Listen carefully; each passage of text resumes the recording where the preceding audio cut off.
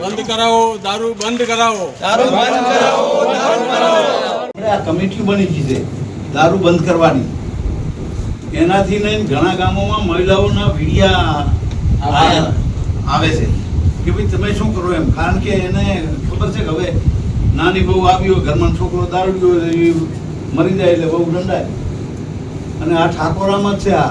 એટલે મહેરબાની કરીને મેં તો એસપીને વધારે કીધું, સાંતલપુરે કીધું, રાધનપુર પીઆઈ છે ને એને પણ વાત કરી કે મારા વિસ્તારમાં હદર બંધ થવું જોઈએ દારૂ, અને હું દારૂડિયાને કોઈની એસપી સાહેબને આવેદન આપ્યું અને વાત કરી.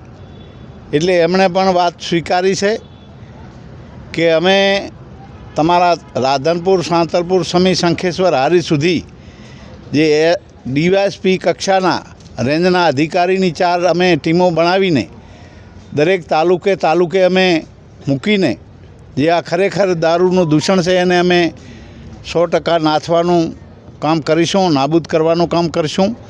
પણ સાથે સાથે તમે કે અમાને સહકાર આપો એટલે અમે પણ ગામોગામમાં ટીમ બનાવી છે. જ્યાં કાંઈ આ દૂષણ થતું હોય એની જાણ અમારા ગામ સમિતિના લોકો, દરેક આ વિસ્તારમાં ગામ સમિતિઓ બની છે.